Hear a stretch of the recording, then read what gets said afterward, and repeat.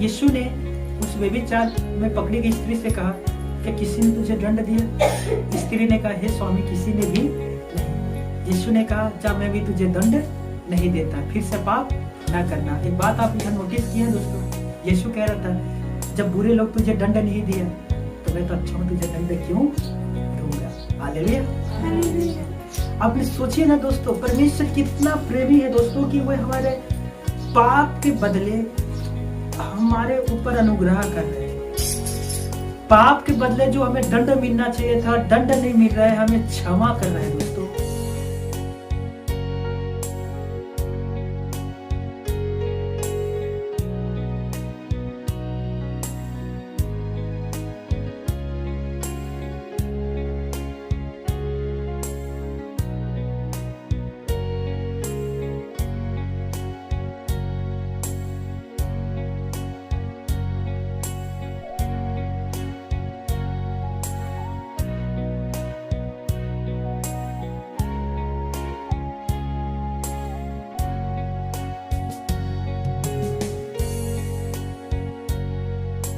आज मैं आप सभी को बाइबल का एक घटना बताना चाहता हूं दोस्तों। बाइबल पर लिखा है, एक दिन प्रभु यीशु नर्सरी मंदिर पर उपदेश दे रहा था, प्रचार कर रहा था और बहुत सारे वहां लोग इकट्ठे थे यीशु के उपदेश सुनने के लिए। यीशु प्रचार कर रहा था, अचानक शास्त्री फरीसी वहां पहुंचा, एक स्त्री को पकड़े हुए। और बाइबल कहता है कि वो स्त्री किसी गैर मर्द के साथ संबंध बना रहा था, नाजायज संबंध। और शास्त्री फरीसी लोगों ने उसे पकड़ लिया। वे अपने पति को हो सकता है धोखा दे रही थी और उसे पकड़कर यीशु मसीह के पास लाया। और यीशु के पास आकर कहता है कि सुनो, मूसा ने हमें एक व्यवस्था दिया है और व्यवस्था के अनुसार ये स्त्री जो व्यभिचार करती हुई पकड़ी गई है, पत्थरों के द्वारा मार देना चाहिए। तुम क्या कहते हो? याद रखिए दोस्तों, बहुत बार लोग आपके पास आकर प्रश्न करते हैं, याद रखिए, क्या तुम ईसाई हो? क्या तुम ईसाई बन चुके हो? अब क्या कहोगे दोस्तों? हाँ सही, आप सच कहते हो, मैं बन चुका हूँ। हाँ, मैं बन चुका हूँ। मैं हर रविवार भवन जाता हूँ, मैं आराधना करता हूँ, मैं प्रार्थना करता हूँ। आपने सच कहा, मैं ईसाई। ये कहोगे? क्या कहोगे दोस्तों? मैं ईसाई नहीं बना हूं भाई, मैं मसीही बने हूं। हालेलुया। मैं यीशु मसीहा के देव से जुड़कर मैं मसीह बना हूं। हालेलुया। मसीही क्या हूं मैं? मसीही। क्या हूं मैं? मसीही। हालेलुया। अब जब शास्त्री और फारिसी दोनों ने पूछा, तू क्या कहता है? यीशु ने क्या कहा दोस्तों? हाँ, आप लोग सच कहते हो, जाओ मूसा के व्यवस्था के पालन करो, स्त्री के ऊपर पथराव करो और उसे मार दो। ऐसा कहा यीशु ने? नहीं। यीशु ने क्या कहा? आपने कहानी पढ़ा है कि नहीं पढ़ा है? यीशु ने क्या कहा दोस्तों? जिसने कोई पाप नहीं किया उससे पहले नहीं बहनों, बाद में कहा। वो यीशु वहां कुछ लिखने लगा, वो एक भी जवाब नहीं दिया। देखिए, फंसाना चाहते थे शास्त्री फरीसी यीशु मसीह को, अपने बातों के द्वारा फंसाना चाहते थे। पहला रीजन ध्यान देना, यदि यीशु कहता कि हाँ तुम उन पर पथराव कर दो, तो वो कैसर के विरुद्ध जाता, क्योंकि उस समय के राजा कैसर था और ये अधिकार किसके पास था? कैसर के पास। जब यीशु मसीह को पकड़ा गया तो पिलातुस राजा ने कहा कि तुम यीशु मसीह के ले जाओ और अपने व्यवस्था के अनुसार उसे दंड दो। तब पता शास्त्री फरीसी लोगों ने क्या कहा था? हमारी व्यवस्था में यह नहीं लिखा कि हम किसी को मृत्यु दंड दें, क्योंकि मृत्यु दंड देने के उनके पास अधिकार, कानूनी अधिकार नहीं था। वो किसके पास था? कैसर राजा के पास। तो यीशु मसीह यदि कहता कि हाँ पथराव कर दो, तो कैसर का विरोध करता। दूसरा, यदि यीशु मसीह कहता कि उसका पथराव ना करो, अर्थात उसे छोड़ दो, तो वो मूसा की व्यवस्था का विरोध करता। मेरे बात को समझ रहे हो? अर्थात हाँ कह रहा है तो भी फंस रहा है और नहीं कह रहा है तो भी। इसीलिए यीशु ने वहां बुद्धिमानी से काम किया और वो शांत होकर भूमि पर कुछ लिखने लगा। हालेलुया। बहुत सारे लोग आपको फंसाना चाहते हैं दोस्तों शब्दों के द्वारा। क्या लगता है वकील केवल जज कोर्ट में ही मिलता है? बहुत सारे वकील हैं जो पृथ्वी पर घूम रहे हैं। उदाहरण के तौर पर मैं आपसे पूछता हूं, क्या तुमने हत्या करना छोड़ दिया? क्या मैं पूछ रहा हूं, क्या तुम लोग हत्या करना छोड़ दिए? अब क्या जवाब दोगे दोस्तों? दोनों में फंस रहे हो, करके तो देखो। हाँ भैया छोड़ दिए, मतलब पहले करते थे। नहीं भैया अभी भी कर रहे हो, मतलब अभी भी करते हो। फंस रहे हो कि नहीं फंस रहे हो? तो यीशु मसीह ने कौन सा रास्ता निकाला? कोई जवाब नहीं। वो जमीन पर कुछ लिखने लगा। कुछ प्रचारकों का कहना है वो लिख रहा था कि तुम कौन से हमारे निर्दोष हो, तुम भी तो ये किए थे। लेकिन बाइबल पर नहीं लिखा है कि वो लिखा है कि जमीन पर कुछ कर रहा था। हालेलुया। तब प्रभु यीशु नर्सरी ने उन तमाम लोगों से कहा जो वो स्त्री को जो व्यभिचार में पकड़ी गई थी, पकड़ के लाया था। ध्यान से सुनना दोस्तों। यीशु ने कहा तुम में से जो निष्पाप है, निष्कलंक है, जिसने कभी भी पृथ्वी पर पाप नहीं किया हो, मन से, वचन से, कर्म से, देह से, शरीर से, विचार से, मुंह से गंदा गाली नहीं दी हो, अर्थात निष्पाप का अर्थ वही होता है कभी भी पाप नहीं किए हैं, वे पहले पत्थर स्त्री को मारे। और बाइबल कहता है कि छोटे से लेकर बड़े जितने लोग वहां इकट्ठे थे, प्रधान याजक थे, मंदिर में काम करने वाले याजक, व्यवस्था देखरेख करने वाले, छोटे से लेकर अर्थात नीचे से लेकर ऊपर अधिकारी, सारे लोग एक एक करके वापस लौट गए अपने अपने घर। किसी ने भी उस स्त्री को पत्थर नहीं मारा। अब मैं चाहता हूं कि आप सभी पवित्र शास्त्र बाइबल से यूहन्ना रचित सुसमाचार 8वें अध्याय और 11वें पद को निकालिए। यूहन्ना रचित सुसमाचार 8वें अध्याय 11वें पद।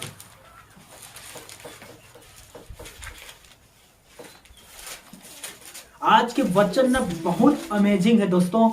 मैं सच कहता हूं आज के वचन आपके हृदय में ना बिल्कुल 30, 60 या 100% फल लाएगा। इसीलिए बड़े ध्यान से सुनना, बड़े ध्यान से दोस्तों। हाँ, कोई एक पढ़ना।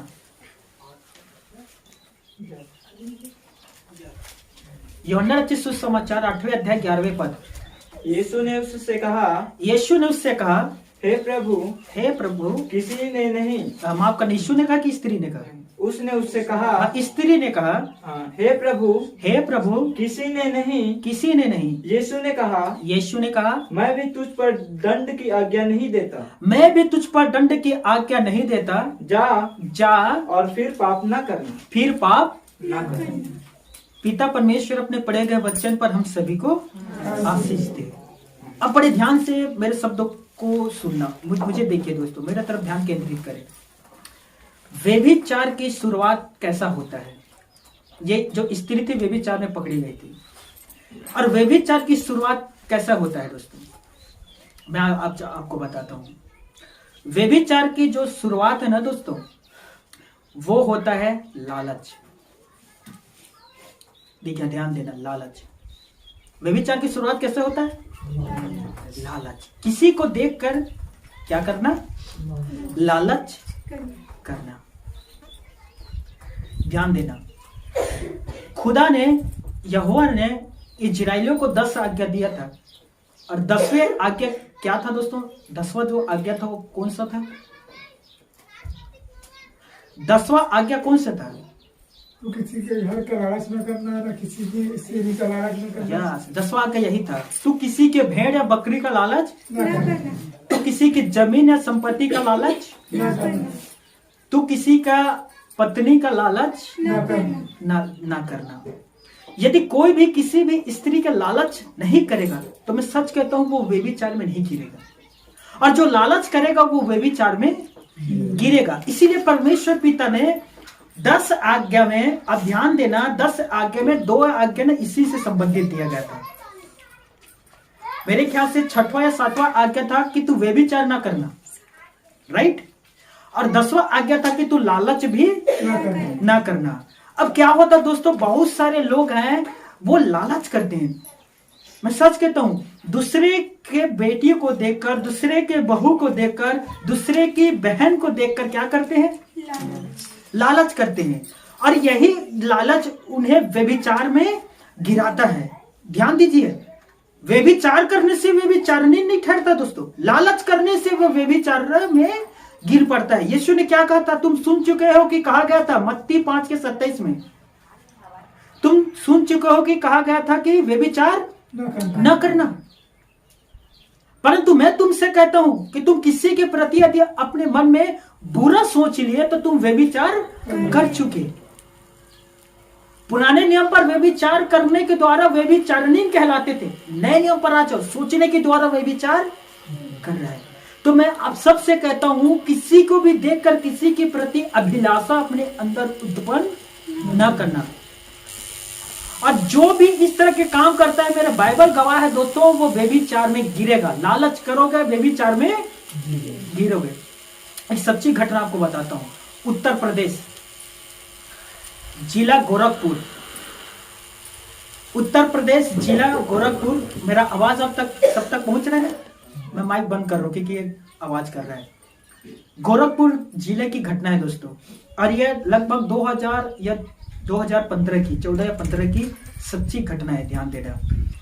एक घर में 3 लोग रहते थे, माँ बाप और उसकी एक बेटी। बेटी बहुत सुंदर थी दोस्तों, इसीलिए बहुत सारे लड़कों का नजर उस लड़की के ऊपर थी, बहन के ऊपर। और एक दिन गांव के एक लड़का ने उस लड़की के पास जाकर कहा कि मैं आपसे शादी करना चाहता हूं, मैं आपको पसंद करता हूं, और आप मुझे नहीं मिलोगे तो मैं आत्महत्या कर लूंगा। मेरी बहन हो, यदि कोई ऐसा कहता है कह देना, मेरा क्या जाता है। आपका विचार है, जो चाहे आप कर लो। ये जो वादा करते हैं ना, चांद तारे तोड़ लाऊंगा, कहते हैं ना, आज तक किसी के बाप ने लाया है?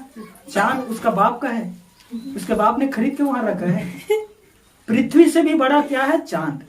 और ये प्रेमी को देखो कि उसे तोड़कर लाने का क्या कर रहे हैं? वादा कर रहे हैं।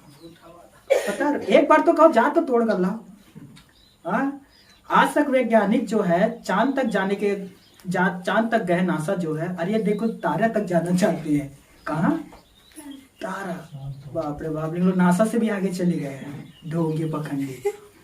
तो उसने कहा कि यदि आप मुझसे शादी नहीं करोगे तो मैं आत्महत्या कर लूंगा। वो लड़की कुछ दिन के बाद राजी हो गई और बहुत सुंदर थी दोस्तों। और जो लड़का था ना, वो ट्रक ड्राइवर था, और वो एक राज्य से दूसरे राज्य जाया करता था ट्रक में सामान भरकर। शादी हुआ, घर के लोग खुश नहीं थे, फिर भी लोग शादी कर लिया। ध्यान देना। कुछ दिन के बाद उस लड़के का तबीयत खराब हुआ, और तबीयत खराब होने के कारण वो लड़का खत्म हो गया दोस्तों। कोई जांच उच नहीं हुआ, कोई पोस्टमार्टम नहीं हुआ, अचानक वो लड़का की तबीयत खराब हुआ, वो खत्म हो गया। अब लड़की जो थी वो विधवा हो गई, और वो बहुत सुंदर था, इसीलिए गांव के बहुत सारे लोगों की नजर उस पर था, गड़ा हुआ था दोस्तों, बहुत सारे लोगों का। एक दिन रोजगार सेवक ने उस विधवा से कहा कि बहुत सारे सरकार है, लाभ देता है विधवाओं को, तो आप विधवा पेंशन पा सकते हैं, राशन कार्ड बना लीजिए, आपको चावल मिलेगा। तो रोजगार जो सेवक था ना, ये सजेशन उस महिला को दिया। उस महिला ने कहा ठीक है कर लीजिए, अच्छा बात है कर लो। तो उसने उस महिला को लेकर गांव के प्रधान के पास गया दोस्तों। प्रधान ने कहा ठीक है मैं बनवा दूंगा, लेकिन इसके लिए पैसा लगेगा। सच्ची घटना है दोस्तों, पैसा लगेगा। तो उस विधवा के पास पैसा नहीं था, और बहुत जल्दी ही उसका पति खत्म हो चुका था। तो उस प्रधान याजक ने उससे कहा पैसा नहीं है तो फिर दूसरा रास्ता अपना लो, जो बुराई का रास्ता है। और वो विधवा का शोषण करने लगा दोस्तों, उसके साथ व्यभिचार करने लगा गांव का वो मुखिया प्रधान। जब यह बात उस रोजगार सेवक को पता चला कि इस तरह के काम कर रहे हैं, तो उस रोजगार सेवक ने भी उसके साथ दुष्कर्म किया। जब यह बात सचिव को पता चला, तो सचिव ने भी उसके साथ दुष्कर्म किए, और उसका जो काम था उसे पूरा किया दोस्तों। ध्यान देना, धीरे धीरे ये जो बात था पूरे गांव में फैल गया, और पूरे गांव के लोग उसके साथ जो भी पाते थे गलत काम करते थे। एक दिन अचानक उस विधवा बहन की तबीयत खराब हुआ, और वो चेक कराने के लिए जिला अस्पताल गया। जिला अस्पताल में चेक कराया, खून का टेस्ट करवाया, और बहुत सारे टेस्ट हुआ, और उस टेस्ट में रिपोर्ट आया HIV एड्स। पॉजिटिव। क्या आया? HIV AIDS. और जैसे यह बात गांव के मुखिया प्रधान रोजगार सेवक सचिव को पता चला, उसके जमीन, उसके पैर के नीचे से जमीन ही खिसक गया। और ये सच्ची घटना है दोस्तों। और व्यभिचार का लालच करने के द्वारा, उस महिला के साथ संबंध बनाने के द्वारा 13 लोग पॉजिटिव निकल गए, HIV पॉजिटिव। अब हमेशा यह बात सुनते हुए आ रहे हैं, लालच बुरी बला है। और इन लोगों ने उस महिलाओं के साथ शोषण किए, मजबूरी का फायदा उठाया, व्यभिचार किए। लेकिन देखिए लालच उन लोगों को कहां लेकर चले गए? मृत्यु के कगार पर, क्योंकि एड्स के कोई भी इलाज नहीं है। मेरे प्यारे भाइयों, मेरी बहनों, बाइबल पर लिखा है कि खुदा ने आराम से स्त्री और पुरुष बनाया, आदम और हव्वा, पति और पत्नी। और मैं चाहता हूं हर एक अपने पति और अपने पत्नी के प्रति वफादार रहे। कुरिन्थियों पर यही लिखा है, कुरिन्थियों पहला अध्याय 7वें पद में, वफादार रहे, ईमानदार रहे। और कभी भी जो परमेश्वर ने एक बाड़ा बनाया है पति और पत्नी के बीच में, जो एक क्या कहते हैं सर्कल जो घेरा है दोस्तों, इससे बाहर जाने की कोशिश ना करना। बाहर जाने की कोशिश करोगे तो शैतान है जो नाना प्रकार के बीमारी के अधिकारी है। याद रखिए, यस, वो बीमारी डालता है दोस्तों। शैतान जो नाना प्रकार की कलेश के अधिकारी है, शैतान जो डिप्रेशन और परेशान करने के अधिकारी है, वो आपको छोड़ेगा? वो आपको छोड़ेगा? सोचिए, एड्स जो था उस बहन के अंदर नहीं था, लेकिन उसके पति के द्वारा उसके पत्नी के आया, और पत्नी के द्वारा 13 लोगों पर। और ये सब चीज कैसे हुआ? लालसा, अभिलालसा, लालच के द्वारा। ध्यान देना, बहुत बार आप लोग एक फेमस क्या कहते हैं, कहने वाला का क्या, उससे क्या कहते हैं, जो कविता कहते हैं उसे कवि। हाँ, कवि ने कहा, बहुत फेमस है, बुलाता है पर जाने का नहीं। सुने हो कि नहीं सुने हो? कभी भी याद रखिए दोस्तों, ये जो बुलाएंगे ना दोस्तों, कभी ना जाना। एक सुंदर से मैं आपको एक बात बताता हूँ, ध्यान देना, बहुत सुंदर है दोस्तों। यदि कोई आपके पास आकर कहता है, कोई भी आकर आपके पास, मैं आपसे फलाना करता हूँ, मैं आपसे प्यार करता हूँ, ऐसा करता हूँ, वैसा करता हूँ, जितना आपके परिवार वाले आपके विषय में प्यार नहीं करते उससे ज्यादा मैं प्यार करता हूँ, मैं आपके केयर करूंगा, मैं आपको ये दूंगा, मैं आपको वो दूंगा। आप भी खुल कर कहें, ठीक है, आप मुझसे प्यार करते हो, मैं भी आपसे प्यार करता हूँ, इसमें कोई भी शक नहीं है भैया। सारा आशिकी उसी टाइम झड़ जाएगा, फिर वो दोबारा आपके पास आकर बात नहीं करेगा, आराम में ही खत्म कर दो कहानी। शादी पवित्र रिश्ता है। शादी क्या है? इब्रानियों 13वें अध्याय 4 पद। शादी सब में आदर की बात समझी जाए, और शादी के जो बिछोना होता है वो निष्कलंक होना चाहिए, क्योंकि परमेश्वर व्यभिचारियों और व्यभिचारियों को दूर करता है। इसीलिए शादी का जो बिछोना होता है वो निष्कलंक होना चाहिए दोस्तों, बाइबल में लिखा है। और शादी सब में पवित्र की बात मानी गई है। हालेलुया। यदि कोई भी व्यक्ति, ध्यान देना, चाहे वो कुंवारी हो चाहे वो शादीशुदा हो, कोई भी व्यक्ति शादी से बाहर जाना चाहता है, अपने रिश्ते से बाहर जाकर वो रिलेशनशिप में आना चाहता है, वो नया संबंध स्टार्ट करना चाहता है किसी के साथ, तो याद रखना वो नरक के द्वार खोल रहा है अपने लिए। क्या कर रहा है वो? कोई भी हो दोस्तों, याद रखिए, परमेश्वर पिता न्याय करता है, खराई के साथ करता है। चाहे वो कोई भी व्यक्ति हो, चाहे वो जवान लड़का हो चाहे जवान लड़की हो, शादीशुदा हो, शादी से बाहर जाने की कोशिश करता है और वो किसी दूसरे को प्राप्त करने की कोशिश करता है, वह अपने लिए नरक के द्वार खोल रहा है। दाऊद राजा ने गलत किया दोस्तों। दाऊद राजा ने बेतशेबा के साथ व्यभिचार किया। बेतशेबा किसी दूसरे की पत्नी थी, उरिया नामक एक भाई का पत्नी थी। दाऊद राजा एक दिन छत पर टहल रहा था, टहलते टहलते उसे एक स्त्री दिखाई दी जो बहुत सुंदर थी, बहुत ही ज्यादा सुंदर। इसीलिए दोस्तों आप अपने आंखों को ना अपने कंट्रोल में रखना है। समझ में आ रहा है? कभी भी छत में टहलते टहलते ना दूसरे की बेटी के ऊपर नजर दाऊद ने डाला।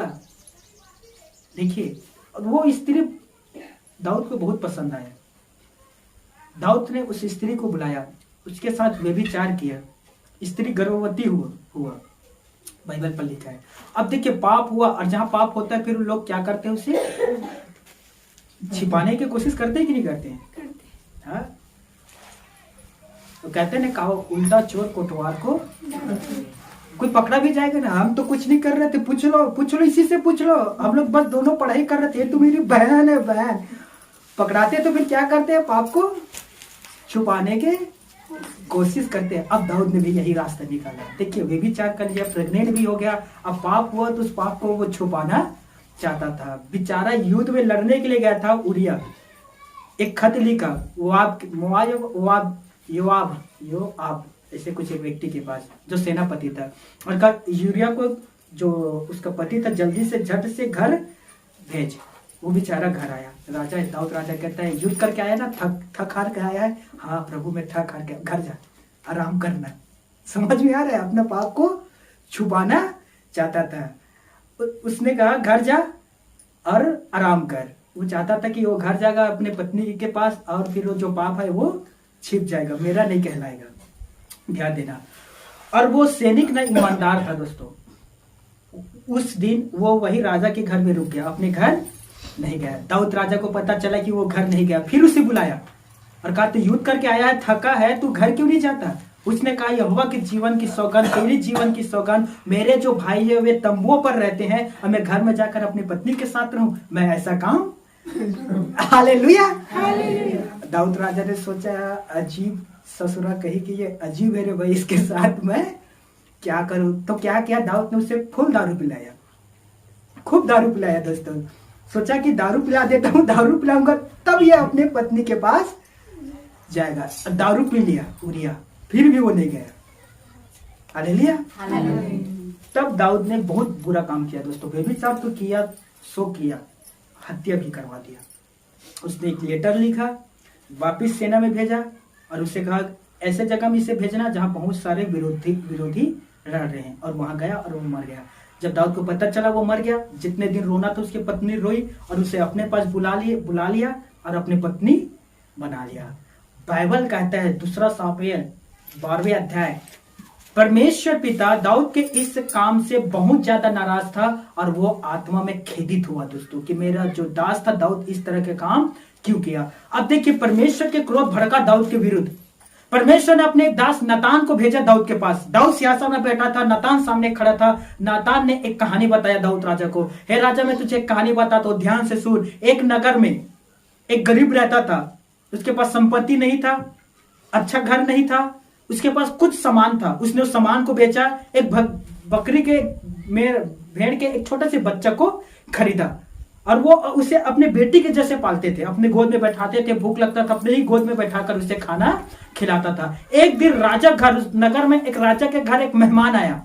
राजा ने उस छोटे बकरी के बच्चे को उससे लिया और उसे मारा और उस मेहमान के लिए पकाया। जैसे ही दाऊद ने यह बात सुना वो सिंहासन से उठा और कहा कि वो मृत्यु दंड के योग्य है, वो मारे जाने के योग्य है। क्यों उस गरीब के घर के में यह हानि किया? वो मृत्यु दंड के योग्य है। नतान ने कहा हे राजा वो और कोई नहीं बल्कि तू ही है। ध्यान देना दोस्तों, पर नतान ने कहा वो तू है, तूने उसके पति की हत्या करवाया, उसके पत्नी के साथ व्यभिचार किया। अरे जरूरत था परमेश्वर से मांगता तुझे और देता, तूने क्यों इस तरह के मूर्खता के काम किया? क्योंकि दाऊद के बहुत सारे पत्नी थे, बहुत सारे दोस्तों। मुझे समझ भी नहीं आता दाऊद ने इस तरह के मूर्खता का काम क्यों किया। अब देखिए पाप हुआ, पाप छुपाना चाहा, परमेश्वर से कौन है जो छिपा पाएगा दोस्तों? परमेश्वर से कोई छिपा पाएगा? मेरे प्यारे भाइयों, मेरी प्यारी बहनों, किसी के भी लालच न करना। हर एक के लिए खुदा ने जीवन साथी जोड़कर पृथ्वी पर भेजा है। प्रार्थना करिए परमेश्वर से, वह आपको आपके जीवन साथी देगा। प्रार्थना करिए परमेश्वर से, वह आपके साथी को आपके सामने प्रकट करेगा। हालेलुया। कभी कभी साथी के लिए विलम्ब होता है, लेकिन और बेस्ट है वो आपको देने के लिए विलम्ब करता है। आमीन। एक भाई के जैसे कभी ये ना कहना है परमेश्वर मेरी वाली कहाँ है, लगता है वो सुसाइड कर लिया इसीलिए मेरा उम्र जो है घटते जा रहा है। ऐसा कभी भी ना सोचना दोस्तों। हालेलुया। देखो बच्चे लोग कितना हंस रहे हैं। चैटिंग ना करने किसी के साथ, पलट के काम ना करना, न वरना नरक के द्वार खोल रहे हो आप। याद रखना, जिसे शैतान बंद नहीं कर सकता, याद रख लीजिए दोस्तों, ध्यान देना। व्यभिचार से बचने के लिए परमेश्वर ने इजराइलियों को एक सुंदर व्यवस्था दिया था, और ये आपको मिलेगा व्यवस्था विवरण 22वें अध्याय 22वें पद से लेकर 30 पद तक। घर में पढ़ना भी समय नहीं है। वहां परमेश्वर ने कहा, यदि कोई पुरुष किसी दूसरे महिला के साथ व्यभिचार करते हुए पकड़े जाए तो उन दोनों को सत्यानाश कर देना, अर्थात दोनों के दोनों को मार देना, और तुम इस प्रकार से इजराइल में से बुराइयों को दूर करोगे। परमेश्वर की व्यवस्था था। फिर परमेश्वर कहता है, यदि कोई किसी कन्या के साथ मार्ग में पकड़कर कन्या के साथ व्यभिचार करे और वो कन्या आवाज नहीं, चिल्लाता नहीं है वो कन्या, और उनके साथ सपोर्ट करे, तुम दोनों को मार देना, व्यभिचार करने वाले को भी और उस कुंवारी कन्या को। लेकिन वो कन्या चिल्लाती है और वो बचाव के लिए किसी को पुकार रहे हैं, तो याद रखना कन्या को छोड़ देना, लेकिन उस पुरुष को जीवित रहने ना देना। व्यवस्था था दोस्तों परमेश्वर का, और व्यवस्था के अनुसार यदि कोई व्यभिचार कर रहा है उसे मारो। ध्यान देना, पुराने नियम में व्यभिचार करने वालों के लिए मैंने पढ़ा है, मुझे 2 मिला है दोस्तों, हो सकता है और होगा। 2 व्यवस्था जो मैंने पाया। पहला, व्यभिचार करने वालों के विरुद्ध तुम लोग पथराव करो। बहुत मॉब लिंचिंग कहते हैं, पथराव करना, अर्थात पत्थर से उसे मारना जब तक कि वो मर ना जाए। दूसरा, उसे आग में जिंदा जला देना। मैं 2 पाया हूं दोस्तों, और होगा मुझे नहीं पता। और ये पुराने नियम पर होता था दोस्तों। और आप सभी ने पढ़ा है कि पाप की मजदूरी मृत्यु है। यदि कोई पाप करता है तो उसकी मजदूरी क्या मिल रहा है? मृत्यु मिल रहा है। हालेलुया। व्यभिचार से बचने के लिए, पाप में गिरने से बचने के लिए हमें क्या करना चाहिए दोस्तों? कि हम व्यभिचार ना करें, हम पाप में ना गिरे। हमें क्या करना चाहिए इसके लिए? हाँ बताइए। यीशु ने कहा, ये मेरी भाई है, ये मेरी बहन है, ये मेरी माता है। देखिए, यीशु मसीह पृथ्वी में था, उस स्त्री जिससे 12 वर्ष के लहू बहने की बीमारी था, उसने क्या कहा उस लड़की से? हे बेटी, तेरी विश्वास ने तुझे। ध्यान दीजिए दोस्तों, व्यभिचार में गिरने से बचने के लिए आपको पराई स्त्री को बेटी बहन समझना होगा। पराई स्त्री को तीमुथियुस 5वें अध्याय में लिखा है कि यदि कोई बूढ़ी है तो उसे माता जानकर समझा। यदि कोई बुजुर्ग है उसे क्या करके समझा दे? माँ जानकर। यदि कोई जवान स्त्री है तो उसे पूरे पवित्रता से बहन जानकर समझा दे। हालेलुया। बाइबल में हमें ये संदेश, हमें ये आज्ञा दिया दोस्तों कि हमें दूसरे को क्या समझना है? बहन और माँ। देखिए, हमारे कलीसिया में बहुत सारे बुजुर्ग भी आते हैं, जवान लड़की भी आते हैं। अब विशेष करके देखना, मैं बुजुर्ग रहता हूँ उसे माँ ही कहता हूँ दोस्तों। मैं कहता हूँ माँ ही कहता हूँ उन्हें। दूसरा, जो जवान होते हैं, मुझसे छोटे भी है या मुझसे थोड़ा उम्र बड़े, मैं उससे बहन ही कहता हूँ। मैं सच कह रहा हूँ। कुछ ऐसे भी है जो छोटे उम्र के, मैं उसे बेटी कहता हूँ। हालेलुया। जब आप पवित्र रिश्ता आरंभ करोगे, मैं सच कहता हूँ, पवित्र रिश्ता आप शुरुआत करोगे, फिर आप किसी को भी चाहकर भी बुरी नजर से नहीं देखोगे। हालेलुया। इसीलिए यीशु ने कहा, मत्ती रचित सुसमाचार 12वें अध्याय 21 पद में, जितने परमेश्वर के कलाम पर चलते हैं, परमेश्वर के पास आते हैं, परमेश्वर ने उसे चुना है, वो मेरी बहन है, वो मेरी माता है, और वो मेरे भाई है। हालेलुया। तो इस तरह से आप भी अपने कलीसिया के जवानों को, जवान लड़की लड़का को, आप जवान को भाई और बहन समझकर आप उसके साथ व्यवहार करिए, उससे बातें करिए, आप पाप में नहीं गिरोगे। हालेलुया। तो पाप में गिरने से हम किस तरह से बच सकते हैं? कैसे बचेंगे दोस्तों? यस उन्हें अपने पवित्र रिश्ता मानने से। हालेलुया। देखिए, बहुत सारे लोग क्या करते हैं, ठीक है, फॉर्मेलिटी के लिए हम थोड़ी पाप में गिरेंगे, हम थोड़ी अब्राहम है, माफ करना, हम थोड़ी आदम है, हम थोड़ी हवा है, उन लोग गिरे थे, हम थोड़ी गिरेंगे। हम तो नॉर्मली बात करते हैं और कहते हैं जय मसीह की, और कैसे हो। कोई रिश्ते में कोई भाई नहीं ना, कोई बहन नहीं, बस क्या क्या बात करते हैं, जय मसीह की, कैसे हो, बढ़िया हो, अच्छा क्या खा, सब्जी बनाया, खा लिया, वो कर लिया, पढ़ाई हो गया, हाँ कर लिया, अब क्या कर रहे हो, ये कर रहा हूँ, वो क्या कर रहे हो, वो कर रहा हूँ, और यही पाप में गिरते हैं। मैं सच कह रहा हूँ, यदि आप रिश्ते में पवित्रता को नहीं लाओगे 100% में पाप में गिरेंगे। क्योंकि आपका जो मन है दोस्तों, जिससे आप ज्यादा बात करते हो, जिससे आप ज्यादा संपर्क में रहते हो, ये मन ना उसी की ओर दौड़ता है। मैं एक जवान लड़की से कहा तू उस लड़के से बात करना बंद कर दे। नहीं भैया मैं तो अच्छा बात करती हूँ, मैं उससे प्रभु के बारे में बताती हूँ, उसे मैं बताता हूँ कि हमारा यीशु मसीह कैसे उसके लिए कुर्बान हुआ, कैसे उसके लिए कोड़ा खाया। हम लोग घंटों बात करते हैं, लेकिन प्रभु के बारे में बात करते हैं, हम लोग कोई गलत बात नहीं करते। मैंने फिर से कहा, मैं निवेदन करता हूँ मेरी प्यारी बहन, तू उस लड़के से बात करना बंद कर, नहीं तो तू पाप में गिरेगी। मैं नहीं गिरूंगी भी, नहीं भी।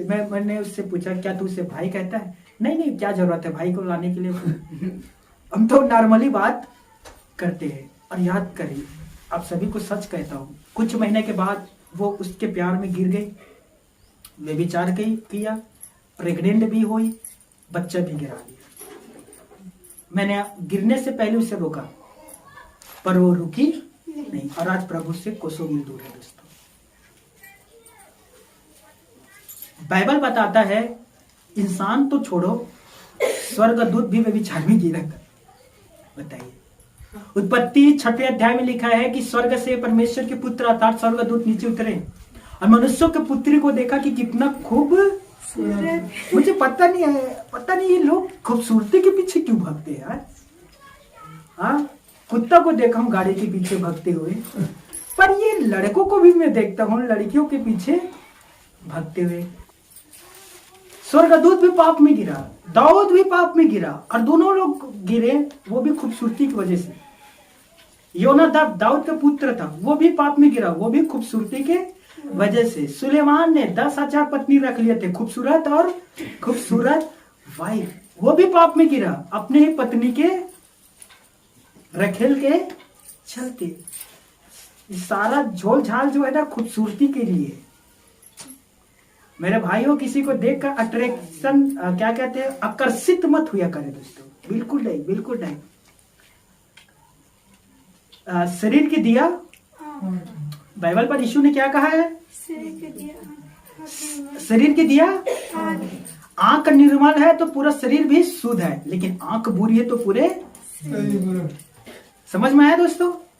तो अपना जो ये आंख है ना, अच्छे चीजों की ओर लगाए, ना कि बहन और किसी के बहू की ओर भगो दोस्तों। ऐसे नजर, बुरी नजर किसी पर ना डालिए दोस्तों। अच्छा है कि गाड़ी के पीछे लिखा रहता है बुरी नजर वाले तेरा मुंह काला। और जो लोग बुरी नजर डालते हैं उसका मुंह ही नहीं, पूरा मन भी काला होता है, तन भी काला होता है, और पूरे काला से ही भरा होता है काले लोग।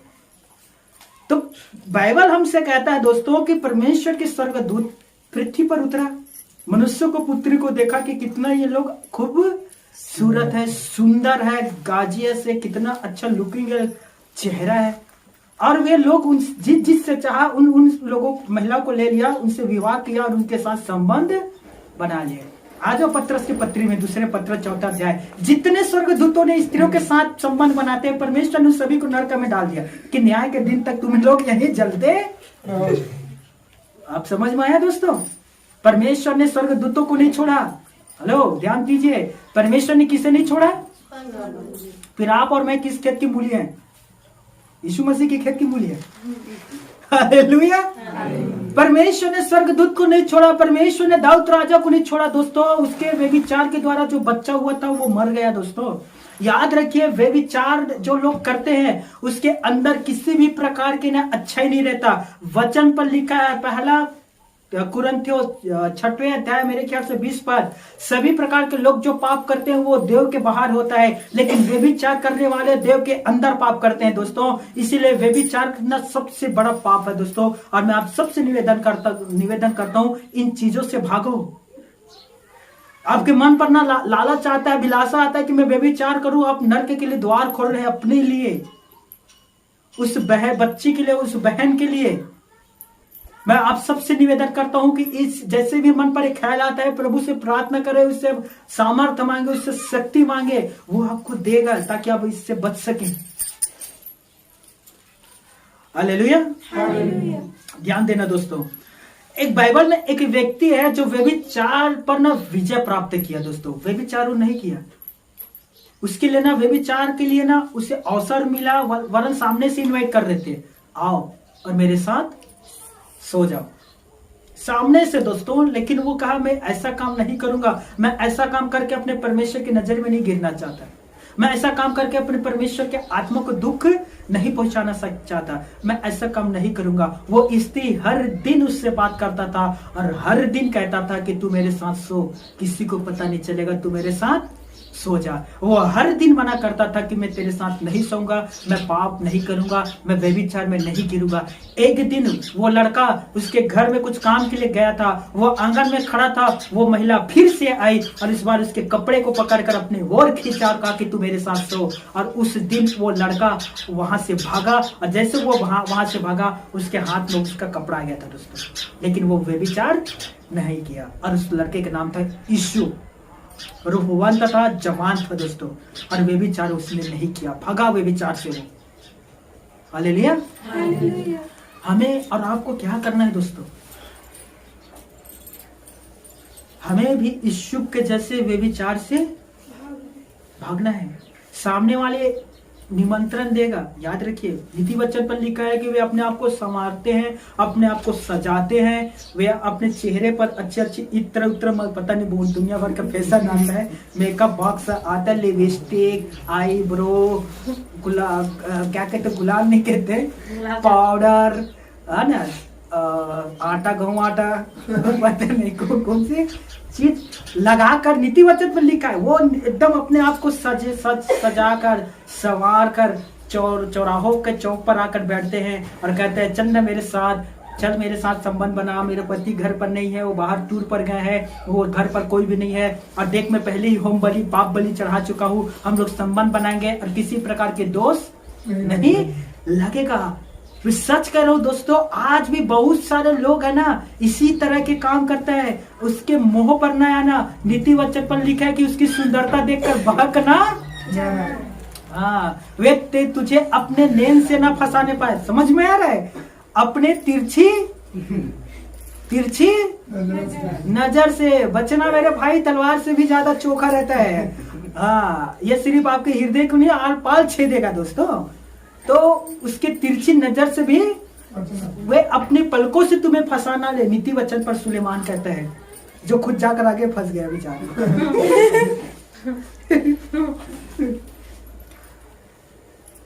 नीति वचन पर कहता है कि वो पराई स्त्री है, उनके होठों से मधु, हाँ, मधु के जैसे एकदम मीठा लगता है उसका शब्द।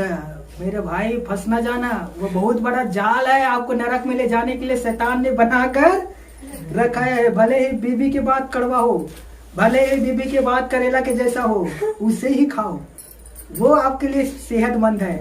पराई स्त्री के जो बात भले ही मधु के जैसे, लेकिन वो नरक के लिए द्वार खोलने वाला है। बी केयरफुल, सावधान रहना। Hallelujah, hallelujah.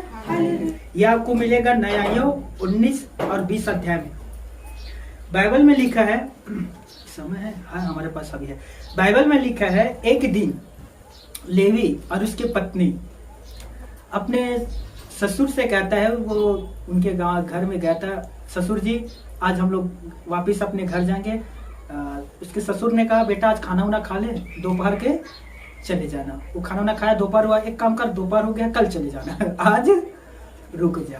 करते कि नहीं करते? आज भी करते ना, ऐसे ही करते होंगे, दमाद को जैसे तैसे रोक ले। सुन ना, आज मैं मुर्गा ला रहा हूँ, आज खा ले, आज नेवता पहन करने दे, छत्तीसगढ़ी में कहते ना, कल चले जाना। फिर कल आता, सुन ना आज बस और रुक जा, खीर पूरी बना देता हूँ, कल चले जाना। फिर परसों आता है, रुक ना आज बड़ा रुक जा, मैं तो आपके मम्मी पापा के लिए भी सुहारी बना दे। तो कैसे खाली हाथ जाओगे? अच्छा नहीं लगेगा। सावधान रहना दोस्तों, समझ में आ रहे हैं? एक दिन रोका, 2 दिन रोका, तीसरा दिन रोका, चौथा दिन रोका, 5वां दिन भी रोक रहे थे। उसने कहा बहुत हुआ, 4 दिन से मैं यहाँ रुका हुआ हूँ, आज रुक जाओ, आज रुक जाओ, आज रुक जाओ कर करके 4 दिन रोक लियो। अब 5वां दिन मैं नहीं रुकने वाला। अब 5वां दिन वो निकला दोस्तों, ध्यान देना, यहाँ ध्यान देना। 5वां दिन जैसे वो निकला, रात होने वाला था, एक नगर में जाकर रुका, और वो गिब्बावासी नगर था, और उस नगर के चौक में वो लोग इकट्ठे थे, और कोई भी उसे अपने घर में आने नहीं दिया।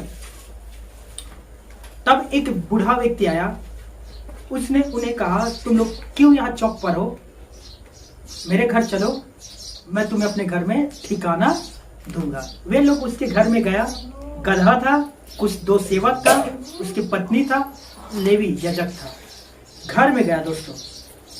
जब वो लोग खाना खा रहे थे, आधा रात के समय, लगभग गांव के कुछ लोग आए, लुच्चे लोग, लफंगे लोग रहते हैं ना, लुच्चे लफंगे लोग, है ना, कौड़े ना काम के दुश्मन कहते नहीं करते हैं, किसी काम के नहीं होते। वो लोग चौक में बैठकर गपशप बातें करते रहते। ऐसे लोग आधे रात के समय आया, उस बूढ़े व्यक्ति से कहा, जो मेहमान आज तेरे घर में आए उसे बाहर निकाल के हम उसके साथ व्यभिचार करें। उस बूढ़े व्यक्ति ने कहा, ऐसा पाप ना करो, इस तरह की मूर्खता के काम ना करो, ये बहुत बुरा है, बुराई का काम है। पर वो लोग और चिल्लाने लगे, हुल्लड़ करने लगे कि जो मेहमान तेरे घर में उसे बाहर निकाल, नहीं तो हम तुझे भी नहीं छोड़ेंगे। समझ में आ रहा है? और उसने उस याजक लेवी की जो पत्नी थी उसे बाहर खींचा और उसके साथ व्यभिचार किया पूरे रात। सुबह वो स्त्री मरी हुई थी, और ये बात इजराइल के 12 गोत्रों में पता चला। 12 गोत्रों ने एकजुट हुआ, एक टीम बनाया कि जिसने भी ये काम किया हम उसे जान से मार देंगे। पता चलता है कि ये जो काम किए थे ये बिन्यामीन गोत्र में से किए थे। 12 में से एक गोत्र था बिन्यामीन, और उसी गोत्र के कुछ लोगों ने किए थे। इजराइल के लोगों ने कहा कि जो जो लोगों ने व्यभिचार किया उन सबको बाहर निकाल, हम उसे मारेंगे। बिन्यामीन के लोगों ने कहा, हम उसे तेरे हाथ नहीं सौंपेंगे, जो करना है कर लो। और इजराइल में बहुत बड़ा युद्ध हुआ दोस्तों, और इजराइल सारे 11 गोत्र मिलकर बिन्यामीन एक गोत्र के विरुद्ध में युद्ध में गया। और आपको मैं बताना चाहता हूं, व्यभिचार के कारण लगभग 66,000 लोग मारे गए। लगभग 66,000 लोग मारे गए व्यभिचार के कारण। अब समझ में आया व्यभिचार कितना खतरनाक है दोस्तों। मेरे प्यारे भाइयों, मेरी प्यारी बहनों, यदि जाने अनजाने में आपसे गलती हुआ है, आपसे पाप हुआ है, और नहीं चाहते हुए भी वो काम आपने किया है, मैं ये नहीं कह रहा हूं कि व्यभिचार के ही बारे में, बहुत सारे पाप है जो व्यभिचार से भी बाहर लोग करते हैं। जैसे कि किसी के गंदे गंदे गाली देना, जैसे कि किसी के विरुद्ध में बुरे बुरे युक्तियों को बनाना, रणनीति को बनाना, जैसे कि दूसरे के लिए गड्ढा खोदना। करते कि नहीं करते? यदि आपने जाने अनजाने में ये सब चीज किए हैं, आपके देह से हुआ है, आपके मन से हुआ है, आपके सोच से हुआ है, आपके सपनों के द्वारा ये सब चीज हुआ है, पाप आपसे, तो आज यीशु मसीह आपसे भी कह रहा है दोस्तों, आप सभी से यीशु कह रहा है। एक बार फिर उसी पद को पढ़ना, यूहन्ना 8:11।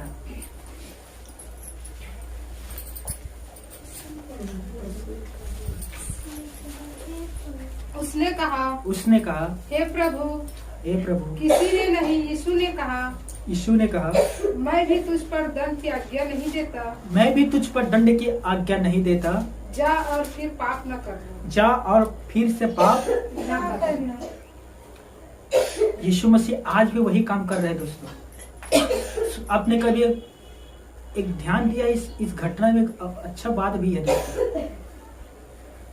रीति के अनुसार, मूसा की व्यवस्था के अनुसार उस महिला का वही ही मृत्यु हो जाना चाहिए था जब वो पकड़े गया था।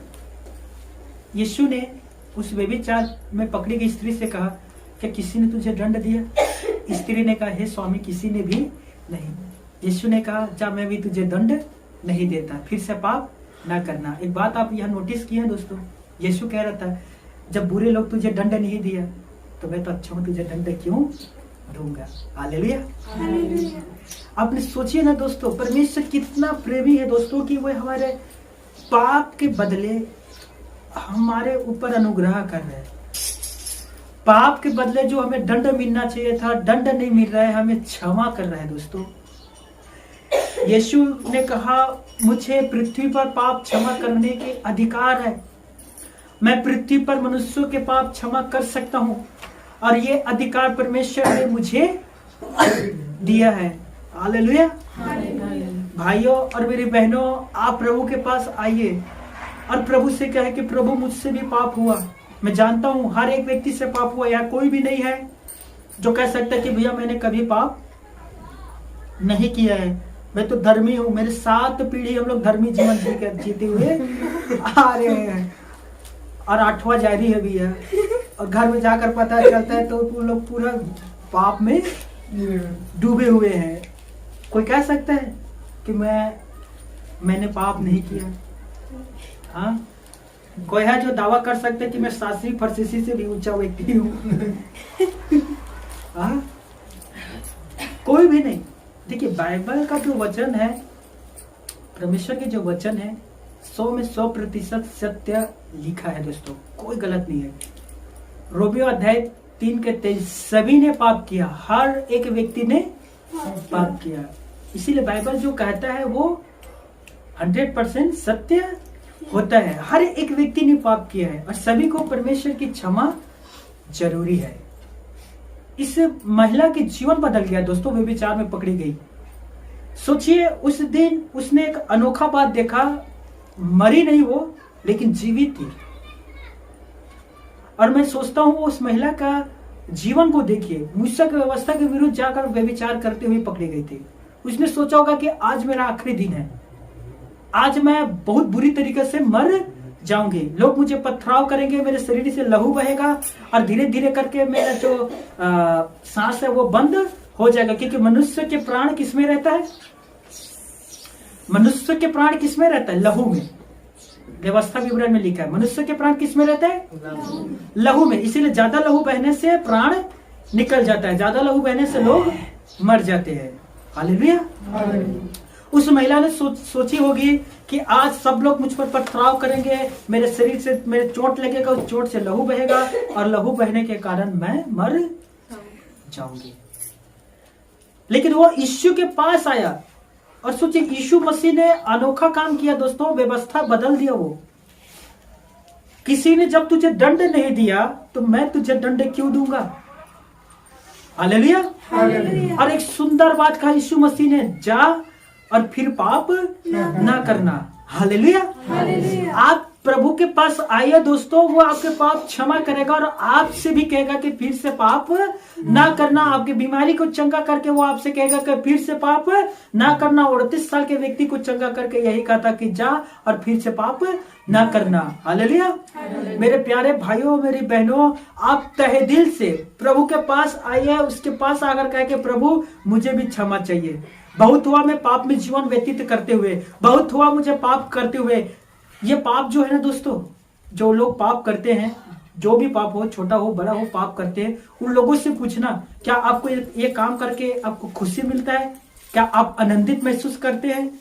क्या आपको हमेशा खुशी रहता है आपके अंदर? उन लोग कहेंगे नहीं। थोड़ा पल के लिए खुशी मिलता है, उसके बाद फिर से निराशा। मैं एक महिला से मिला, ध्यान देना, वो महिला मेरे पास आई हुई थी और मुझे पता चला कि वो अपने पति को धोखा देकर किसी के साथ संबंध में है, रिश्ते में है, और वह अपने पति को धोखा दे रहा है। तो मैंने उस महिला से पूछा, अब क्यों अपने पति को धोखा दे रहे हो? उसने कहा, सबसे पहले मेरे पति मुझे धोखा दिया तो मैं रिवेंज अर्थात बदला ले रहा हूँ। मेरे पति का चक्कर किसी अन्य महिला के साथ है और मेरा चक्कर किसी अन्य पुरुष के साथ। ध्यान देना, मैंने उससे पूछा, क्या ये काम करके आपको खुशी मिल रहा है? क्या ये काम करके आप आनंदित हैं? उस महिला ने मुझे कहा, कोई खुशी नहीं है भैया, बल्कि मैं तो दुख महसूस करता हूँ। फिर मैंने कहा, जब आपको दुख महसूस होता है, अंदर से आप खुद दुखी है, खेदित है, फिर क्यों आप ये काम करते हो? मैं वो आप सबसे कहना चाहता हूँ दोस्तों, प्रभु में आने के बाद कोई भी व्यक्ति ऐसा नहीं होगा जो गलती करने के बाद उसे खुशी मिलता हो। ठीक है, पवित्र आत्मा कोसता है हमें दोस्तों, वे हमारे अंदर में पीड़ा उत्पन्न करवाता है। हमारे अंदर जो हृदय ना वो खेदित होता है, हमारे हृदय में दुख होता है, हृदय ना तड़पता है माफी मांगने के लिए, क्योंकि बुराई करके हम खुश नहीं रह सकते दोस्तों। यदि बुराई में खुशी होता तो आज पृथ्वी पर सारे लोग बुराई के काम करते और खुश रहते सबके सब। पर क्यों आप देखते बुराई करने वाले लोग खुश क्यों नहीं रहते, जाकर रात में हत्या कर लेते हैं। मैं सच कह रहा हूं। व्यभिचार में लिप्त जो लोग रहते हैं, व्यभिचार करते हुए लोग अंत में जाकर ना सुसाइड कर लेते हैं डिप्रेशन में आकर, क्योंकि उसमें शांति नहीं है दोस्तों। शराब पीने वाले शराब ही उसे लेकर एक दिन पी लेता है, उससे पूछिए। मैं सच कह रहा हूं। एक दिन ऐसा है कि हर दिन वो व्यक्ति शराब पी रहा है, एक दिन शराब उसे पी लेता है, सीधा पाताल के अंदर, कब्र में सीधा। इन कामों में आपको खुशी नहीं मिलेगा दोस्तों। अब टीवी देखिए, टीवी देखते रहिए, कोई से भी सीरियल देखिए, देखते देखते आपको एक दिन बोरिंग लगने लगेगा वो, क्योंकि उसमें भी आपको शांति नहीं मिलेगा। बुरे लोगों के साथ संगति करके देखिए, कुछ दिन आपको अच्छा लगेगा, फिर एक दिन आप उससे भी उलझ जाओगे, उग जाओगे। मेरे प्यारे भाइयों, मेरी बहनों, खुदा के पास आए, वे आपको एक नए सिरे से व्यक्ति बनाएगा, एक नया व्यक्ति, एक नया मनुष्य सत्ता, एक नया शरीर, एक नया अंग, एक नया नाम और एक नया पहचान जो यीशु मसीह आपको देगा। Hallelujah, hallelujah. तो मैं आप सबसे निवेदन करता हूँ, यदि आपसे जाने या अनजाने से पाप हुआ है, प्रभु से माफी मांगिए और एक अच्छा जीवन व्यतीत करने के लिए प्रभु के पास आ जाइए। वो आपको एक सुंदर लाइफ जीवन देगा दोस्तों, जो जीवन मैं जीता हूँ, महसूस करता हूँ दोस्तों। मैं सच कह रहा हूँ, मुझसे भी बहुत सारे गलतियां पाप हुआ है, बहुत सारे दोस्तों। मैं बहुत सारे बुरे बुरे संगतियों में गया हूँ, मैं बहुतों के साथ संबंध भी बनाया था दोस्तों, लेकिन आज मैं प्रभु यीशु मसीह में आकर मैं वो आनंदित जीवन जी रहा हूँ जो खुदा ने मुझे दिया है। हालेलुया। अब यकीन करिए, मैं इतना खुश रहता हूँ प्रभु के पास बाइबल पढ़कर, प्रार्थना करके, इतना खुशी दोस्तों, इतना खुशी जो मैं कभी 22 साल में कभी भी नहीं हुआ हूँ, कभी भी नहीं। मैं दोस्तों के साथ बुरे संगति में जाता था, लेकिन उसमें कोई खुशी नहीं था दोस्तों, उलझन था, तनाव था, डिप्रेशन था। लेकिन आज प्रभु के पास रहता हूँ, इतना खुश रहता हूँ जिसका कोई सीमा नहीं है, बयान नहीं कर सकता अपने शब्दों से दोस्तों। क्या आप अपने गुनाहों को मानेंगे दोस्तों? आपको यीशु मसीह उस महिला के जैसे क्षमा करेगा दोस्तों। हालेलुया। यदि आपके मन पर यह सवाल उठता होगा कि भैया बहुत बुरा पाप किया था, ऐसा पाप किया हूं कि मैं आपको बता नहीं सकता, आपको छोड़ो किसी को भी बता नहीं सकता, मत बताइए। मनुष्य को बिल्कुल मत बताइए दोस्तों, कोई जरूरत नहीं है। हो सकता है वो आपका ठट्ठा करे, हो सकता है आपको देख देख के चिल्ला आपको चिढ़ाए, और कैसे बताया था, कैसे है, मत बताइए दोस्तों। यूहन्ना रचित सुसमाचार 15:15 में लिखा है, यीशु ने कहा, अब तुम मेरे दास नहीं परंतु मेरे मित्र हो। अब अपने मित्र प्रभु यीशु मसीह को बताइए कि प्रभु मुझसे ऐसा ऐसा हुआ था और मैं चाहता हूं कि आप मुझे माफ कर दें। हालेलुया। वे आपको माफ करेगा, उससे बताइए अपने व्यक्तिगत प्रार्थना में।